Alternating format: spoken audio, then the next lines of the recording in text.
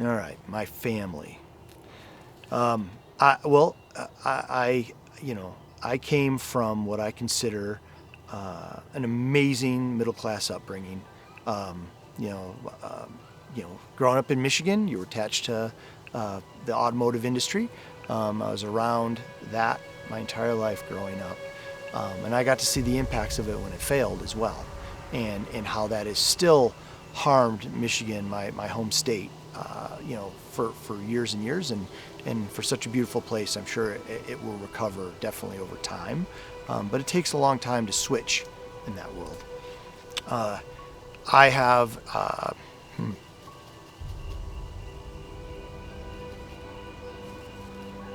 Let me think about this without being cheesy, I guess.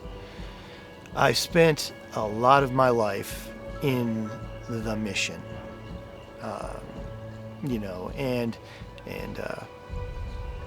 anyone that will tell you that they join the service and the family always comes first, which is always our tagline, is not telling the truth. The mission comes first. Family comes second, super important, but every professional, uh, professional military member really understands that. And it's not that different in industry. I take over affectionately broken business units and I fix them. That's what I technically do for a living now in this phase of my career. And to do that, you pour yourself into that very completely. And we all, and there's a price always to pay for that. It's, for me, it's cost me, frankly, multiple marriages.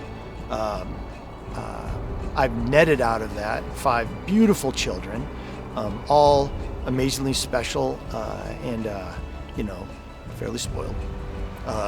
But really great kids, and I derive a lot of my value for what I do and the way I work on that. But then you take on this sort of extension to your family, which are the people that you knew, some that you served with, but also you meet the people that benefited from the technologies you developed, and you meet their families. And that is a very interesting, very emotional thing to know that you had a small part along with a big team in making sure that person could go on to enjoy their family and do good things. I will say for me, I don't think balance is a thing. I've always heard people talk about it, but I think it's kind of bullshit, to be honest with you.